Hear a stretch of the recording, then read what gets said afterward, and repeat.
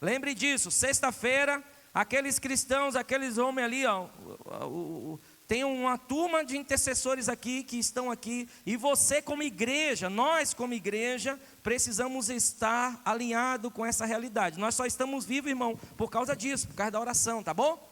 E assim, não adianta mandar recadinho para os intercessores orar por você.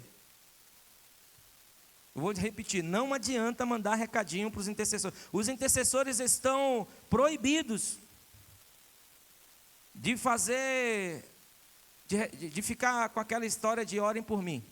6 horas por mim. 6 horas por mim, 6 horas por mim. Irmão, o cristão, a Bíblia fala que a partir do momento que nós estamos a Cristo, nós precisamos aprender a colocar nosso joelho no chão e orar. Clamar a Deus, tá bom? Então assim, nós estamos aqui como intercessores da casa, nós estamos nos reunindo, orando pela cidade, orando para que Deus alcance corações, para que Deus restaure famílias, para que Deus cure, coisa e tal, tá? Mas não manda recadinho, ora por mim isso, e se você não está disposto a entrar na guerra por você mesmo, não bota os outros no fogo, no rabo de foguete. É muito fácil terceirizar a sua batalha. E nós não ensinamos isso na casa, nós ensinamos na casa o seguinte: eu vou contigo até o inferno. Eu vou contigo até o inferno. Em oração, em batalha, em jejum, em madrugadas adentro. Desde que você esteja disposto a caminhar também. Porque se você simplesmente falar, pastor, ora aí por mim, eu vou ficar aqui em casa descansando, na Netflix, aqui assistindo, no YouTube, vendo isso, vendo aquilo. Irmão, continua com seus diabos, continua com seus problemas. O Senhor não nos chamou para essa realidade. Jesus apareceu para alguns e disse: você quer ser curado? Então levanta e segue, seja curado. Pela tua fé, salvou. Levanta, entendeu? É sobre também você cooperar com aquilo que Deus deseja fazer. Às vezes a gente tem aquela história, aquela maneira, né, de entender de que a igreja, não, os pastores são responsáveis de estar orando por mim. Não, irmão, esquece. Se você não está no culto, se você não está engajado, se você não está trabalhando, envolvido, quem quer transformação se envolve, quem se envolve transforma. Se você não está na pegada de busca no Senhor, irmão, esquece. Não terceirize sua guerra. O Senhor te deu autoridade para que você, os diabos que está te atormentando, Deus te deu autoridade de você repreender. É você que precisa encarar os seus fantasmas. É você que tem que encarar. O máximo que nós podemos fazer é, Senhor, dar um tempo para que ele ou ela possa entender isso. Mas todos aqueles que têm um tempo de caminhada aqui sabem que todos os espíritos, todos os inimigos que um dia nos afligiram no passado, eles retornam para ver o que você vai dizer, se você vai aceitar ou não vai aceitar novamente a aliança com ele. Então quem tem que dizer não, quem tem que aprender a dizer não a eles é você, não sou eu. Sabe? Os meus, eu resolvi na cruz. Então nós queremos te ensinar a resolver os seus. Como você resolve os seus? Indo à cruz. Se colocando diante da cruz. Ah, pastor, e o trabalho da igreja? O trabalho da igreja é dizer, vamos até a cruz. Nós somos sinalizadores de um lugar chamado cruz, irmãos. O altar do Senhor. Nós não somos serviçais ao bel prazer das pessoas. Nós somos aqueles que dizem, olha, em Cristo, vinde a mim, todos que estáis cansados e sobrecarregados, que eu vos aliviarei. Tomai sobre vós o meu jugo e aprendam de mim, porque eu sou manso e humilde de coração. A questão é que muitas vezes nós queremos terceirizar este ir até Jesus para alguma liderança, e isso não é da agora. Isso já vem de muitos anos. E nós aqui estamos numa contracultura evangélica. Nós queremos que você aprenda a ir até a cruz. Não terceirize, tá bom? Sexta-feira, às 7 ou às 8?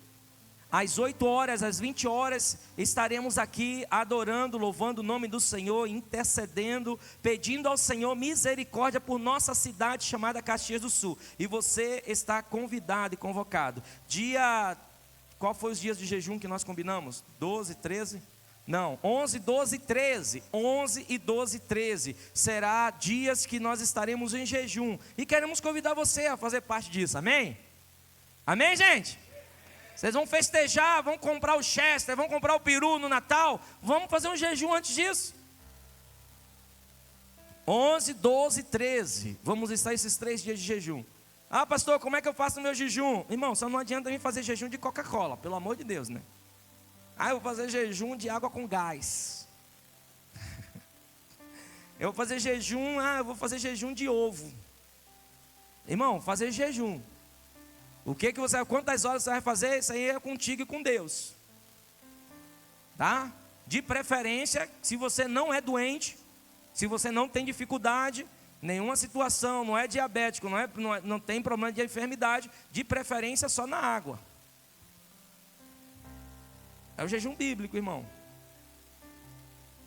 Tá? Ah, pastor, vamos para o jejum de Daniel. Eu vou fazer o jejum de Daniel. Para Mateus, irmão. Mas assim, vamos fazer 3 dias de jejum e nós queremos contar com a igreja. Irmão, Deus tem nos dado uma palavra de acesso, uma palavra de transformação sobre nossas vidas. E aqueles que dormirem, aqueles que ficarem para trás, perderá a oportunidade desse tempo específico de Deus para as nossas vidas. E vocês, né? Vamos dividir o despojo? Vamos dividir o despojo? Claro que sim, irmão. Você vai ser abençoado também. Vamos dividir os despojos. Vamos continuar na batalha. Vamos acessar o que tem que ser acessado. E você vai ser abençoado também. Só que você não vai experienciar isso. Aí você tem que esperar outro ciclo para você experienciar o que é batalha, o que é você conquistar aquele lugar que o Senhor disse que é seu. Nós vamos dizer, é meu, não vou dar a ninguém. Não, nós vamos abençoar. Eu tenho escutado esses últimos dias testemunhos lindos. Tenho ouvido testemunho de pessoas que tinham projetos engavetados, pessoas que tinham negócios parados, pessoas que estavam esperando uma assinatura e saiu a assinatura e Deus tem feito voar essas pessoas. Isso tudo por entender que é um tempo de você confiar do que Deus disse. A movimentação aqui, ela é sim, no natural, na matéria. Só que a nossa confiança é no espiritual. A nossa confiança é no nosso Deus. No livro de Daniel diz que aquele que conhece o seu Deus fará proezas. E acredito que muitas vezes nos reunimos como cristãos, nos reunimos em um ambiente, cantamos, louvando, mas nós não conhecemos o nosso Deus. Porque tem faltado proezas. O que é proezas, pastor? Coisas maravilhosas, coisas tremendas. Testemunho que pessoas vão olhar para você e dizer, só Deus poderia fazer isso na vida dele. Só Deus poderia fazer isso na vida dela. Só Deus poderia reconstruir aquela casa. Só Deus poderia reconstruir aquela família. Só Deus poderia fazer aquele negócio prosperar. Só Deus poderia tirar ele daquele lugar de dívida, daquele lugar de confusão. Só Deus. Agora parece que nós estamos nos permitindo conhecer a Deus, guardamos na nossa cabeça de conhecer a Deus somente no final, quando nós fechamos nossos olhos nessa terra. E essa não é a Bíblia. A Bíblia não te ensina isso. O Senhor deseja se manifestar a você ainda aqui em vida. Deus deseja manifestar os projetos dele sobre a sua vida aqui ainda em vida. O testemunho não é nos céus, o testemunho é na terra.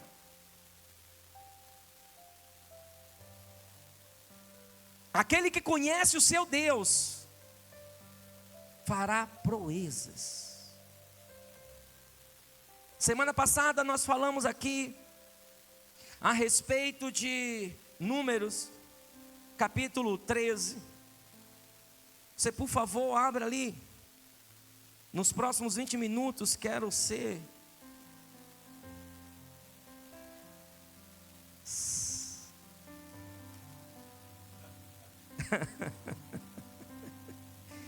Ai, meu Deus. Será que...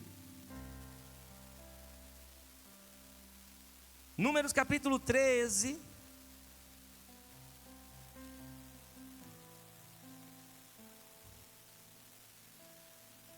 No verso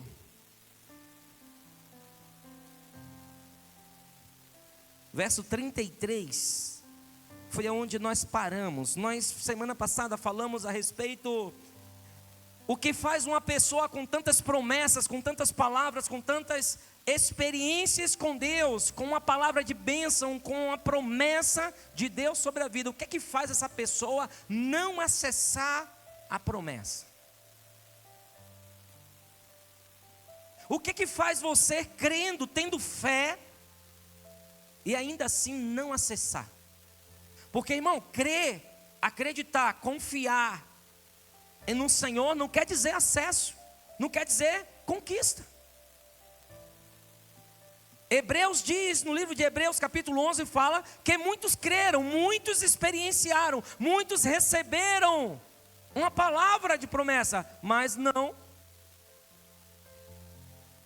possuíram a promessa, não entraram na promessa.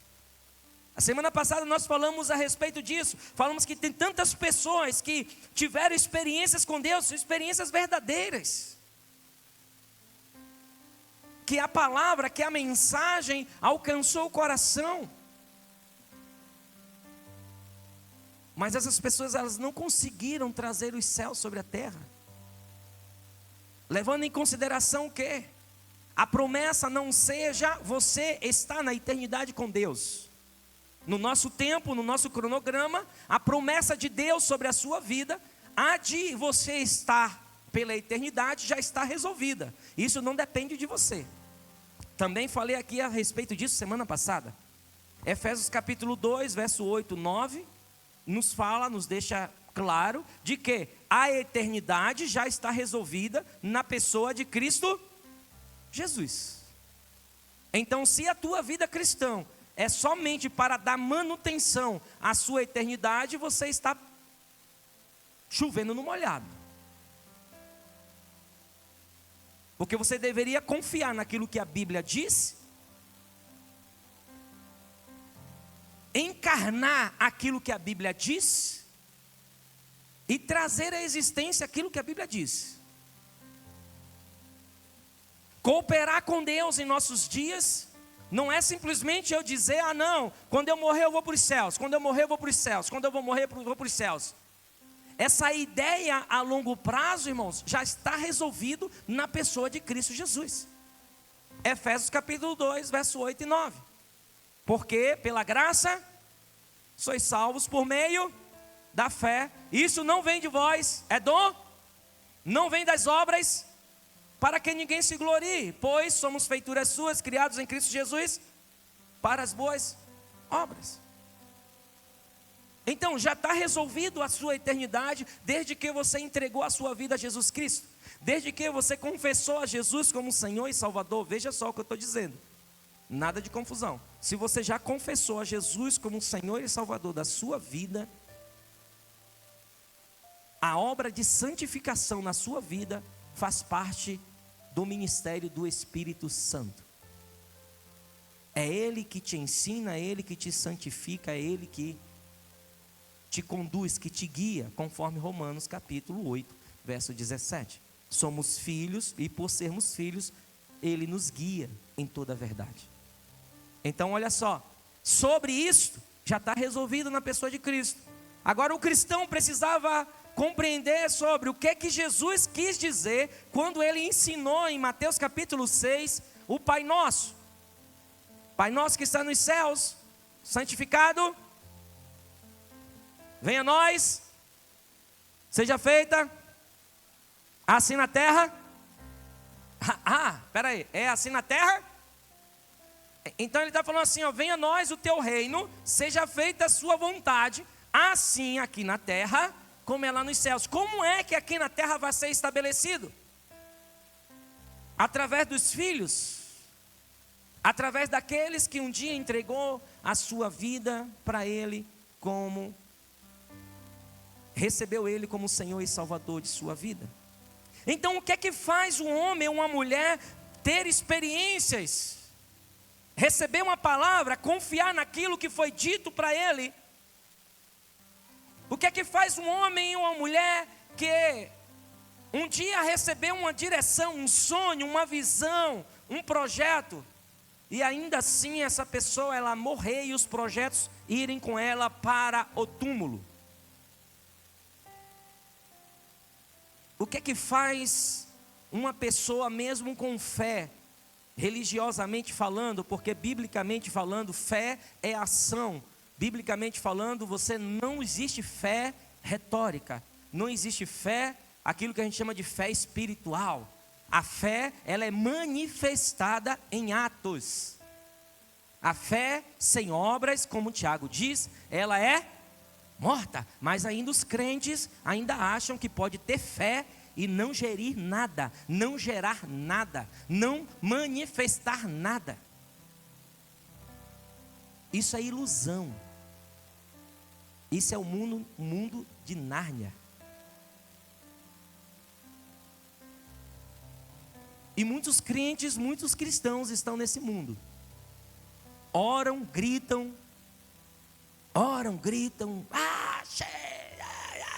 e sai dali e não gera nada. Por que não se gera nada, irmãos?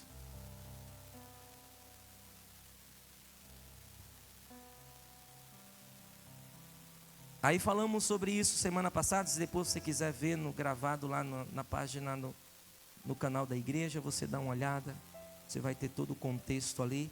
Aí encerramos aqui no verso 33, que diz, Números capítulo 13, verso 33, diz: também vimos ali gigantes, pois os descendentes de Enaque são de raça gigante, e éramos aos nossos próprios olhos como gafanhotos, assim também lhes parecíamos.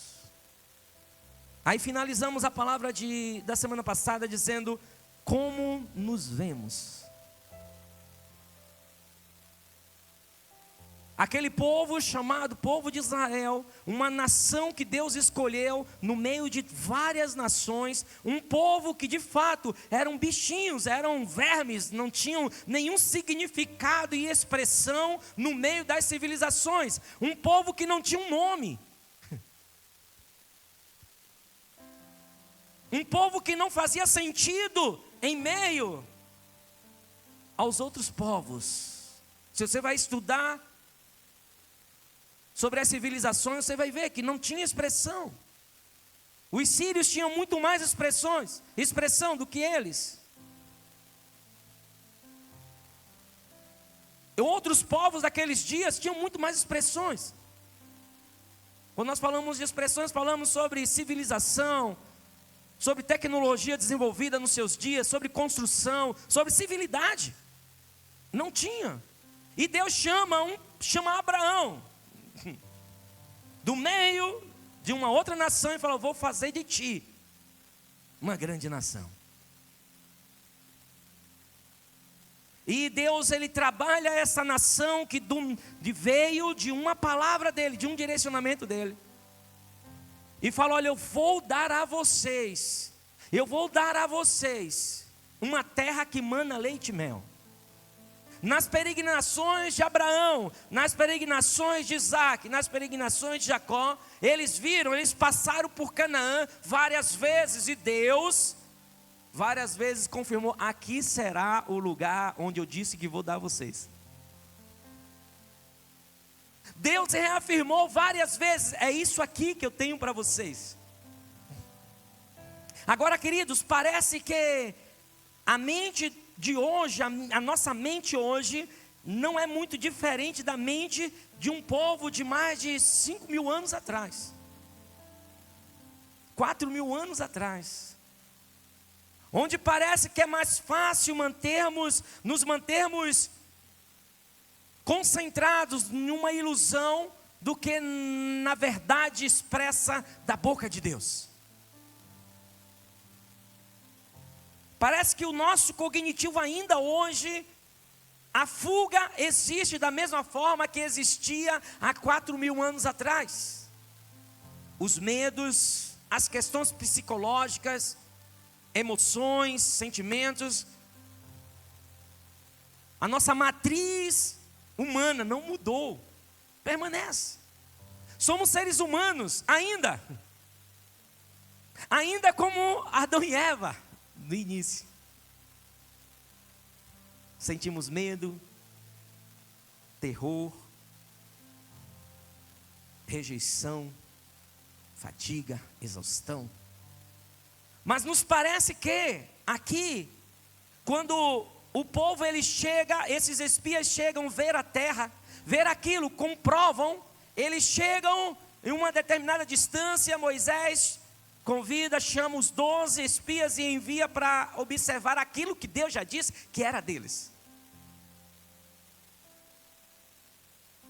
Eles vão até lá, eles comprovam de que sim, é isso mesmo, verdade, bate tudo com as palavras, mana leite e mel, uma terra abençoada, tem clientes à vontade, tem isso, tem aquilo, tem isso. Isso Deus disse lá em 2023, Deus disse em 2021, Deus disse lá em 1990, que me colocaria nisso. O Senhor me disse lá quando eu era jovem, que Ele me daria um negócio. Sim, bate tudo, o Senhor fez vir na minha mão. Eles comprovam que era uma terra que manava leite e mel. Era uma terra que tinha abundância. Eles até experimentam do fruto daquela terra. Mas nos parece que foi mais fácil. Quando eu digo mais fácil, você precisa entender a história de Israel ali, que eles tiveram as 10 pragas. Eles passaram 400 anos no Egito. Eles tiveram... Foi mais fácil tirar o povo, 3, 4, 5 gerações lá no Egito, tirarem eles de lá, do que tirar o Egito de dentro deles. Porque foi mais fácil, mesmo dentro de todo aquele cenário, eles saíram do Egito, mas quando chegaram diante da promessa, daquilo que Deus disse que era deles, eles simplesmente falaram o quê? Nos vimos como? Nos vimos como insetos, gafanhotos. Aqui, meu irmão, de onde foi que eles pegaram esta ideia sobre eles? De onde é que eles pegaram essa definição sobre sua imagem? Em nenhum momento Deus disse que eles eram aquilo. Em nenhum momento Deus disse que eles eram insetos. Em nenhum momento Deus disse que eles eram gafanhotos. Pelo contrário, em toda a trajetória da Bíblia, Deus reafirmava através dos líderes naqueles dias de que eles eram um povo escolhido. Que eles eram um povo que Deus escolheu para herdar, para acessar um lugar de abundância, um lugar de prosperidade. E o que acontece então com este caso? Eles começam a se ver de onde? Quem foi que implantou isso na vida deles? Lá no Egito.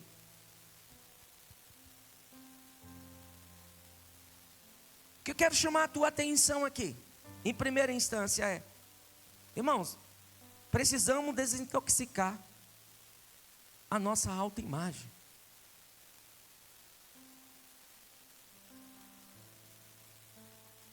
Muitos de nós aqui, como cristãos, nós aceitamos o Evangelho como uma fuga para a eternidade, como um lugar de subterfúgio somente para quando morrer. Queremos estar bem com Deus, pensando na morte. Carregamos culpas e condenações até praticamente sem morrer. Véspera da morte, você ainda vai ter gente ligando: oh, vem aí, eu quero confessar uns pecados. Parece que a nossa relação com Deus é somente para pós-morte, onde a Bíblia não nos mostra esse Deus, Ele não nos mostra este Pai que quer ter uma relação conosco pós-morte. O povo de Israel pensava, o Egito conseguiu influenciar a mente deles, para que eles não tivessem uma relação com o seu Criador na altura que o Criador via eles. O Senhor declara lá em Gênesis capítulo 1, verso 26 e 27, façamos o homem à nossa imagem e semelhança. Deus tem imagem de gafanhoto? Deus é um inseto? Não. E por que em 400 anos, aqueles homens e aquelas mulheres aceitaram essa imagem de gafanhotos, de insetos, de um nada?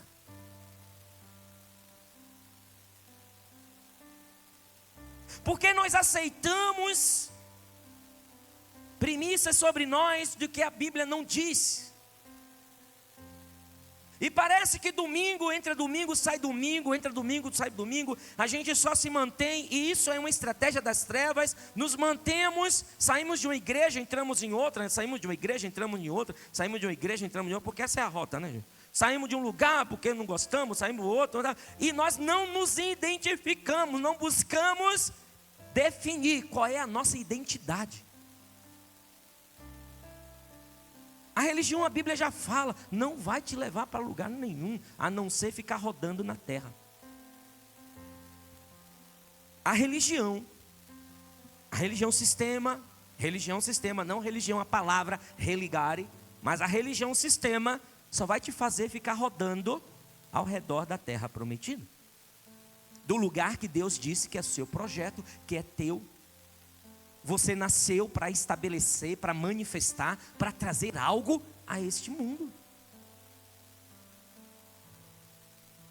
Você nasceu para que os seus dons, aquilo que você carrega, seja conhecido. Você nasceu para glorificar a um Deus que é Pai e é um Pai bom. Um Pai bondoso. De onde é que você então tirou a ideia de ser um bichinho? De ser um inseto, de não ser nada?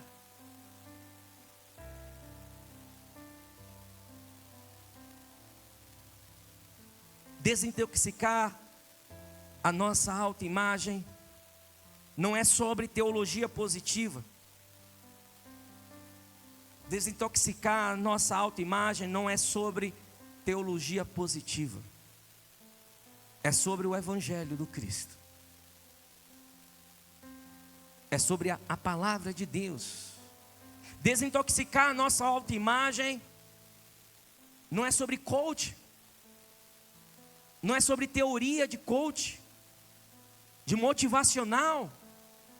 Não é sobre motivar você, porque motivação vai acabar amanhã.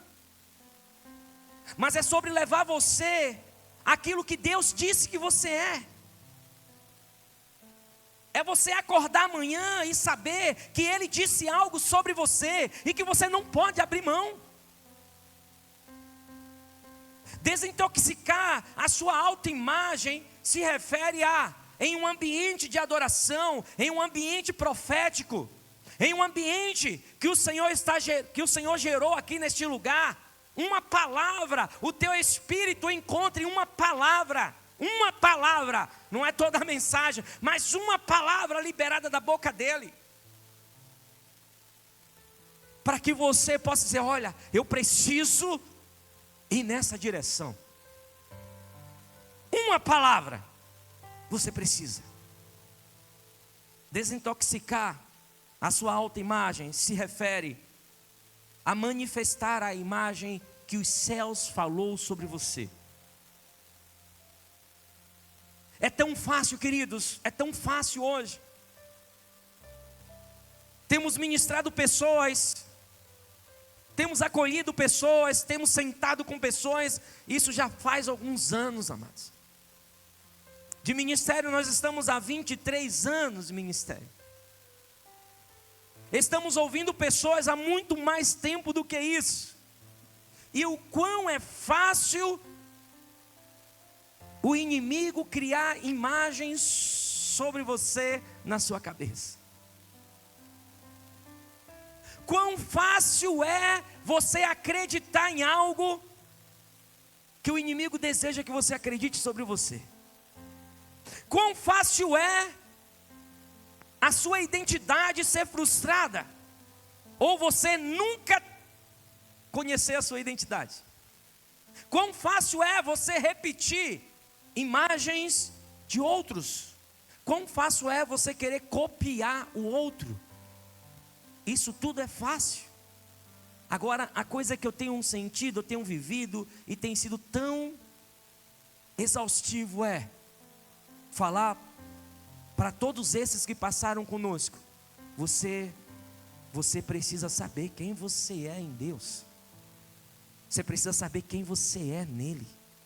Porque no dia que você focar naquilo que Deus disse sobre você, a sua identidade vai ser manifestada. O plano poderoso de Deus sobre a terra.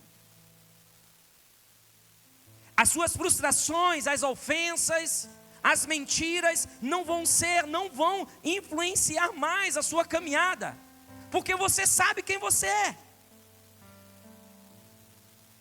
Desintoxicar sua autoimagem é trazer os céus sobre a terra. A visão distorcida desses espias estava recheada de incredulidade. Somos como gafanhotos.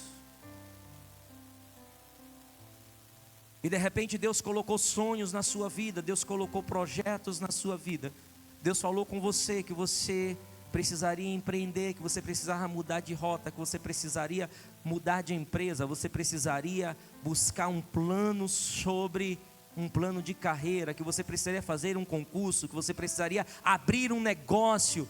O Senhor falou alguma coisa com você, e simplesmente você olhou e falou assim: não é para mim isso. Isso não é para mim, vai me dar muito trabalho, é muito difícil. Não dá. As pessoas deste ramo são pessoas experientes, são pessoas que se qualificaram. E você tem passado 1 ano, 2 anos, 3 anos, 4 anos com esse mesmo pensamento. Sabe o que você está fazendo? A mesma atitude de quem? Dos filhos de Israel. Somos como gafanhotos.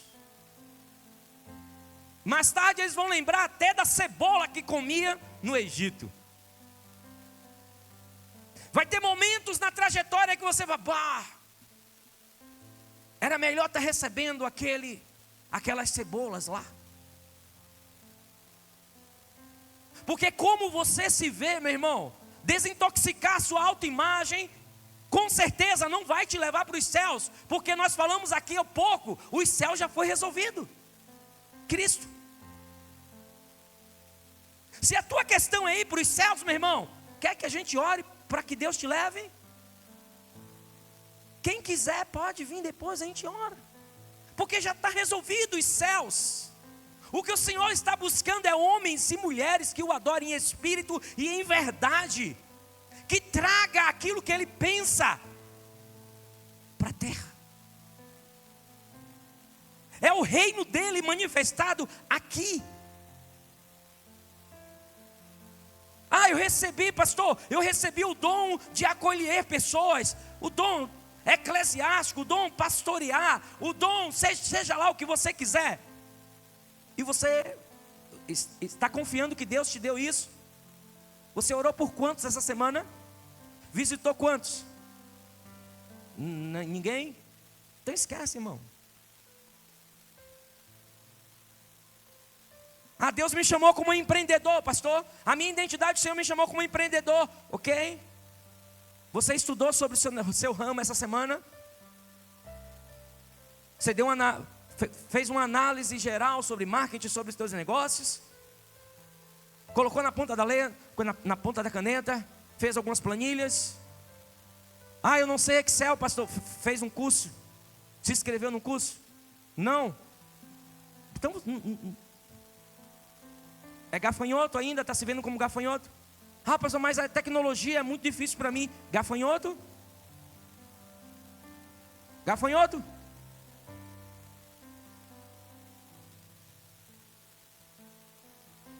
Pastor, já tenho 50 anos, já tenho 55, tenho 60. Pastor, isso é muito difícil. Computador eu não sei, nem sei como é que começa. Gafanhoto? Vai esperar a morte chegar?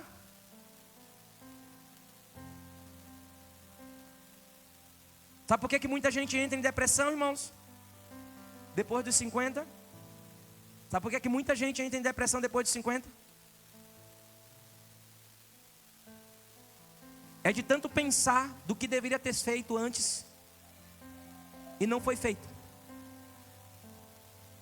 Eu vou repetir para você. Sabe por que muita gente entra em depressão depois dos 50?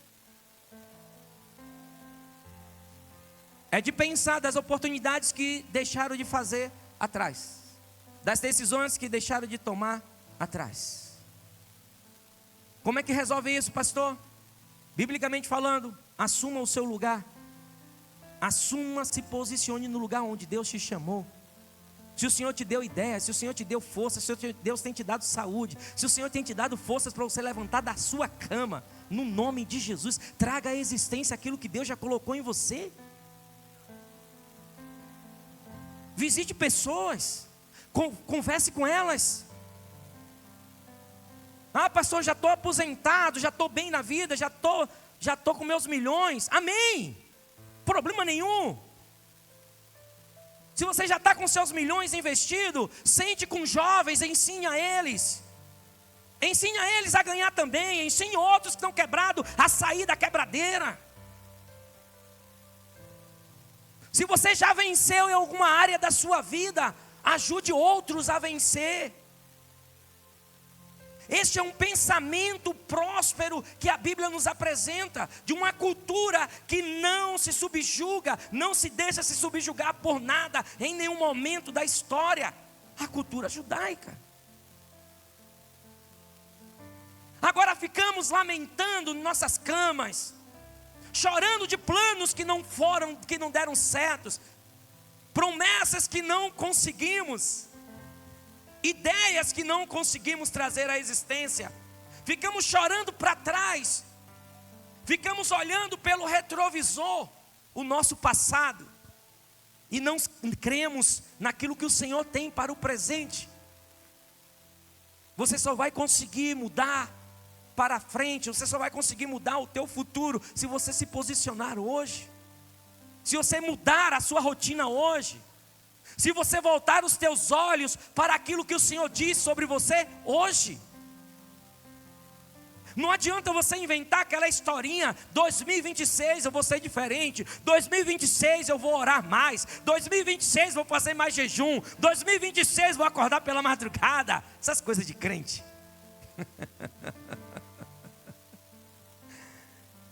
A Bíblia fala que o tempo dele é hoje. O tempo dele não é amanhã, o tempo dele não foi ontem. Se eu e você queremos viver o extraordinário com Deus, se eu e você queremos deixar de nos vermos como gafanhotos, e a Bíblia fala aqui que não era nem os caras que olhavam eles como gafanhotos. Ô irmão, o quanto tem de crente que se vê com essa imagem, irmão. O quanto tem de cristãos que não tem valor, dignidade nenhuma de si mesmo.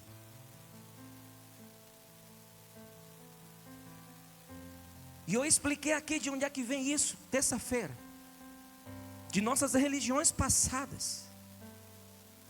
As nossas religiões passadas do Brasil nos levou a ser indigno, a achar que Deus nos acha podres.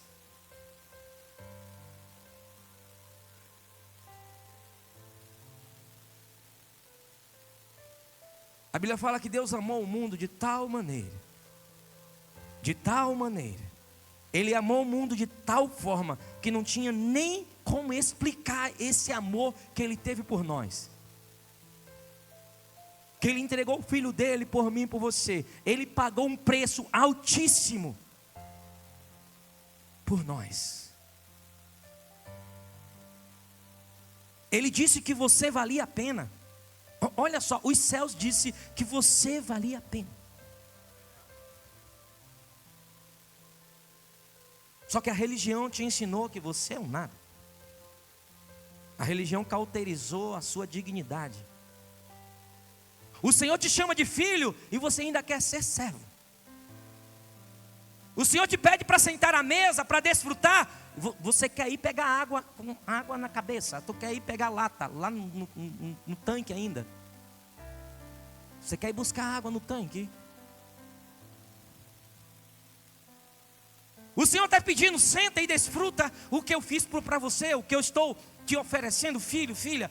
E você com sua rejeição, com sua indignidade presente. Isso não é humildade, irmãos. Humildade é diferente, é indignidade.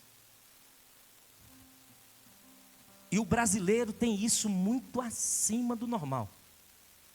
Até dizem alguns historiadores que é o conceito do vira-lata, como é que é?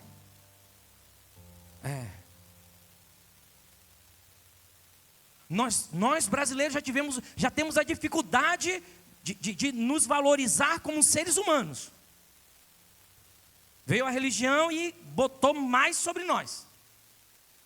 E aí quando você vai falar, quando você vai ler a Bíblia de uma cultura, que foi escrito dentro de uma cultura, e você vai encontrar Paulo falando também, ensinando por que Paulo vai falar tantas vezes sobre filho, sobre herança, sobre cordeiro. Por que Paulo investe tanto para falar sobre isso? Porque os gregos também não conseguiam compreender isso. Os gregos estavam intoxicados pela religiosidade deles. Os judeus sabiam que eles tinham um Deus. E até hoje eles sabem que tem um Deus. Nós cristãos precisamos aprender que temos um Deus que nos chama de filho. E que fala que é para nós sentarmos à mesa. Mas sempre quando é a bênção, quando é para você desfrutar, quando é para você acessar algo maravilhoso de Deus, a primeira coisa que vem na sua cabeça é culpa e condenação. Como você se vê, desintoxica essa autoimagem.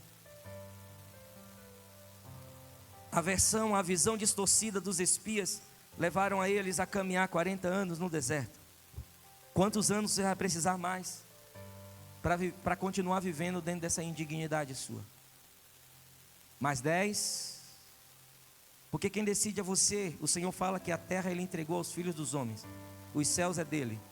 Aí estamos invertendo o negócio. Nós queremos ir para os céus, mandar lá em cima. Nós queremos ir adorar lá em cima. Até parece que lá em cima está precisando de adoradores. Lá em cima a Bíblia fala que os anjos, os serafins, querubins, está todo mundo rendidos e adorando. Gente, não é lá em cima que precisa de adoradores, é aqui embaixo. Invertemos. Parece que a gente quer fugir daquilo que Deus disse que é para você trazer. É minha responsabilidade, tua responsabilidade. É minha responsabilidade ser uma referência aqui na terra. Uma referência de um bom pai, de um bom esposo, de um bom amigo. É minha responsabilidade. É tua responsabilidade. Ser um bom comprador. Um bom pagador. É minha responsabilidade, é tua responsabilidade. Aonde é que é isso, pastor? Aqui na terra. Com isso você adora ao Senhor. Com isso ele olha lá de cima, ó. Filho. Você já pensou nisso?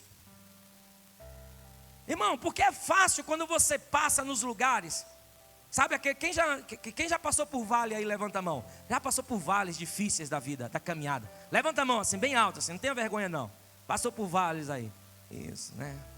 Sabe aquele vale que você passa? Sabe aquele vale que você passa que você tem até vergonha de si mesmo? Você não consegue nem se enxergar. Devendo um monte de gente.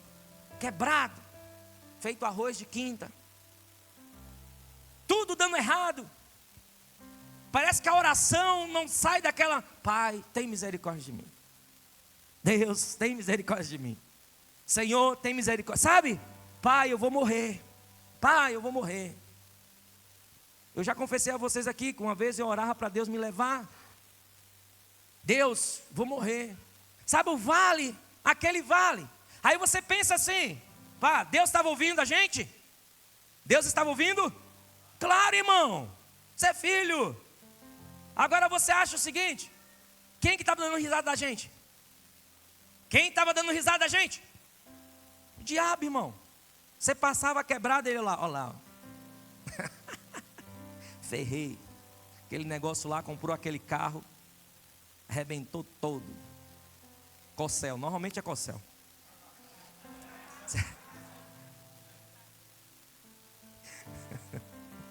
Se quebrou todo lá, ó. Gastando, comprou achando que estava um bom negócio, se arrebentou lá. E o diabo lá, ó lá, ó lá. Cada esquina que você passava com o carro enfumaçando, os capetas da encruzilhada, tudo olhava lá vai o crente, lá vai. Lá vai o crente, ainda tem aqueles que botam o adesivo atrás, né? Deus está comigo. Quem disse, irmão? Tá não. Naquele carro tá não, irmão. Não, vem não.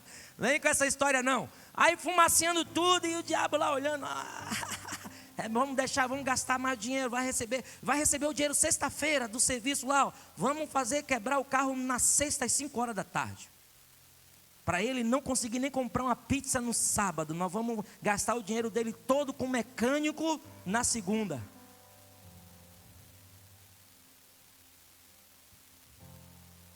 Ele conseguiu comprar casa. Vamos fazer um buraco no fundo da casa, que vai descer tudo, ele vai ter que trocar todo o piso e as colunas, não vai conseguir morar na casa. E aí você está lá e você está vivendo isso, e o diabo... Mas você tem crentes e crentes, né? Então o crente, segundo as escrituras, ele vai dizer: Senhor, me ajuda a sair desse buraco. O vale, Senhor, me ajuda a sair desse buraco. Porque Deus não disse que você não passaria por esses problemas. Ele falou que estaria contigo nesses problemas. Sabe? Você estava lá no hospital, internado, sem ninguém para te cuidar, ou simplesmente lá virado. Os médicos, você olhava para a casa das enfermeiras, quando entrava, já se assustava só pela cara dos diagnósticos. Sabe, o vale de enfermidade.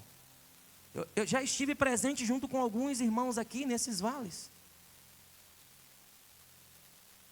Da gente não saber nem o que falar para a pessoa. E você liberar palavras de fé. Sabe o que é palavra de fé?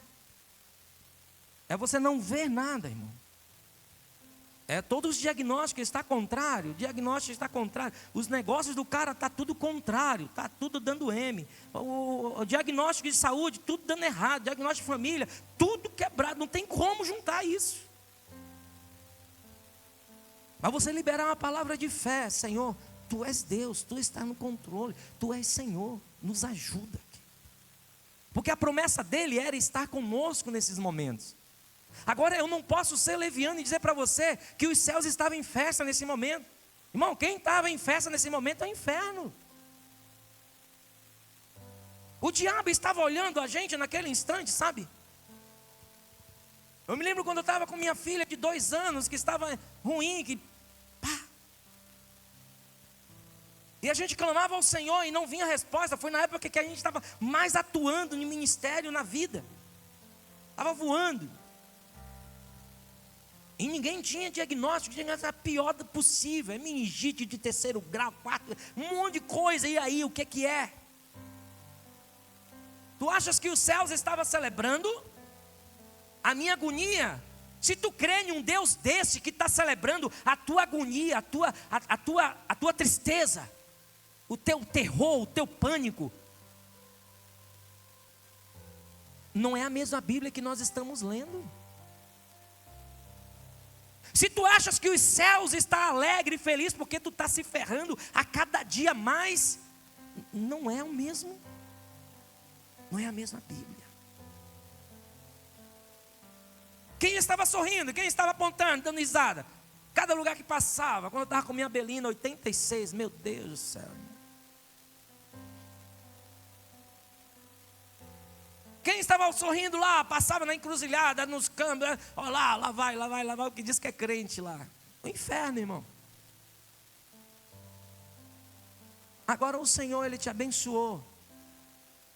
O Senhor tirou sua filha, seu filho do hospital e levou para dentro da sua casa.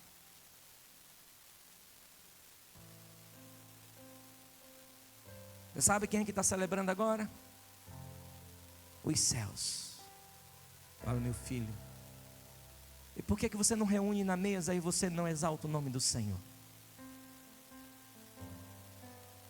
Por que você não coloca na mesa e faz uma grande festa e diz: Senhor, Tu és bem-vindo, obrigado, porque o Senhor nos fez passar por momentos difíceis. E hoje nós podemos, Senhor, comprar uma maminha para assar no domingo. Que a picanha não chegou ainda, né? Mas por que não? Se quando você estava enfermo, irmão, o inimigo estava sorrindo porque você estava prestes a morrer. Aí hoje você está com saúde, você está fora do hospital, você está bem, recuperado. Por que você não exalta o seu Deus? Porque na hora que termina o louvor, você é o primeiro a sentar. Por que você não entrega todas as suas forças ao Senhor? Porque foi Ele que te tirou de onde você estava.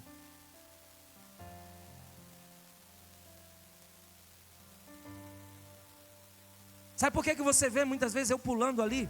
E muitas vezes minha filha está ali comigo, eu futuco ela, pula. Agradece ao Senhor. Sabe por quê, irmão? Eu sei de onde é que Ele me tirou.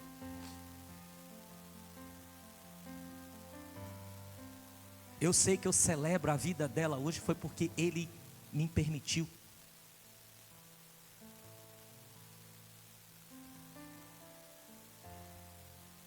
O inferno sorria de você.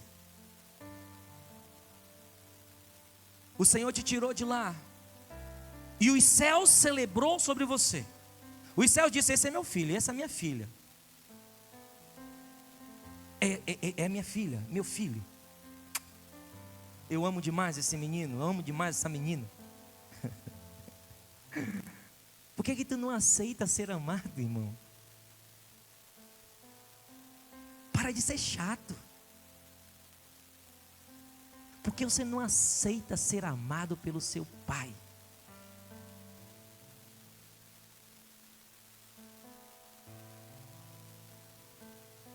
Porque você não aceita que Ele tem preparado coisas maravilhosas para você.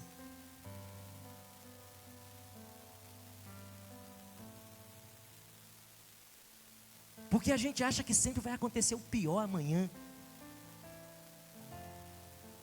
Não é sobre Ele isso. Porque se você esperar o melhor dEle, se você confiar naquilo que Ele disse: eu sei os pensamentos que eu tenho sobre vocês. Pensamentos de paz, para lhes dar um futuro. Porque você não confia que Ele te ama. Porque se você confiar que Ele te ama, se você se permitir o amor, se você se permitir, olha a palavra, se você se permitir ser amado por Ele, olha, eu vou dizer uma coisa, você vai ser mais um daqueles que vai celebrar a Ele. Você vai ser mais um daqueles que vai abrir a janela e vai dizer: eu vou abrir a janela aqui para que o diabo me veja passar mesmo, porque o meu Deus está comigo. Você não vai ficar com medo de andar na rua, você não vai ficar com medo de ir nos lugares aonde você já esteve e você já foi envergonhado naqueles lugares. Você não vai ter medo de ir ali. Você vai encher o seu peito de ar e dizer: o Senhor me fez uma nova criatura. O Senhor me deu um nome. O Senhor me tirou de lugares lamacento do pecado.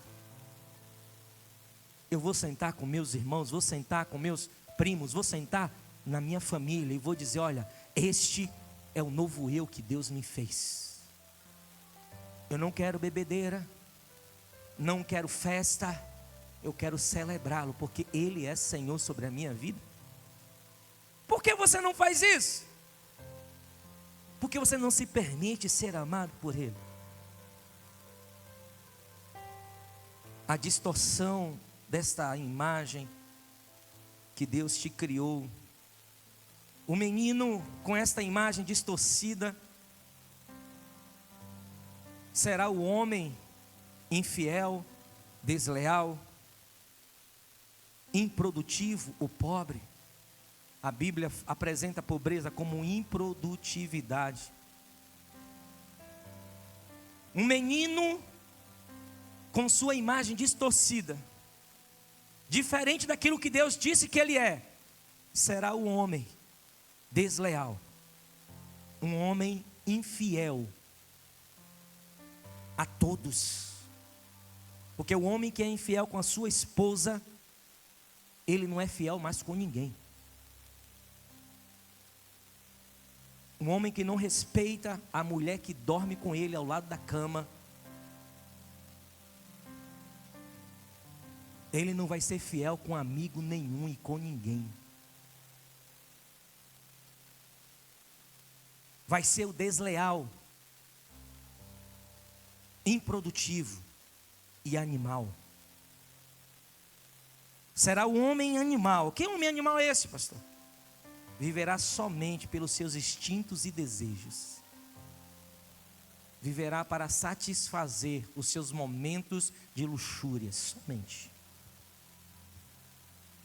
isso. Uma menina com sua imagem distorcida, com a sua autoimagem diferente daquilo que Deus disse sobre ela, será uma menina mentirosa, fofoqueira, infiel, desleal, uma menina improdutiva, uma menina animal, ou uma mulher animal, que viverá simplesmente dos seus instintos de engano e satisfação momentânea, porque não sabe o que é ter uma aliança com o seu pai.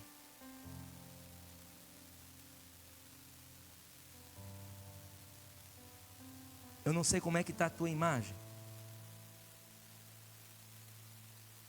mas a Bíblia me fala em Isaías capítulo 46, verso 10, que Deus, Ele anuncia o fim desde o começo, ou desde o princípio. Ele te criou e me criou porque Ele já viu o nosso fim.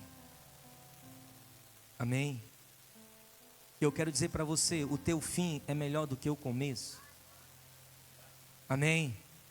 Fala para o teu irmão aí, o teu fim vai ser melhor do que o teu começo.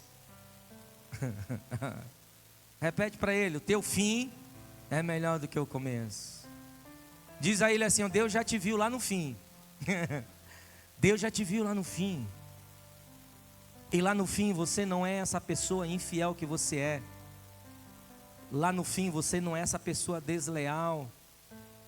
Lá no fim você não é essa pessoa improdutiva. Lá no fim você não é esta pessoa animal. Lá no fim você é a imagem e semelhança dele. Lá no fim você é filho e filha. Lá no fim você é reino e sacerdócio. Lá no fim você é um povo adquirido. E ele declarou isso antes mesmo de conhecê-lo. Isso tudo para te dizer que entrega o teu caminho ao Senhor nessa noite, meu irmão. Confia nele. E o mais Ele fará. Entrega o teu caminho ao Senhor. Você pode ter entregue o seu caminho à religião, pode ter entregue o seu caminho a um pastor, pode ter entregue o seu caminho a um babalorixá, você pode ter entregue o teu caminho a um padre, você pode ter entregue o teu caminho a um bispo, a um apóstolo, a um profeta, mas o que Jesus fala, o que Deus fala é: entrega o teu caminho a mim, a Ele. E Ele diz que tudo mais Ele fará.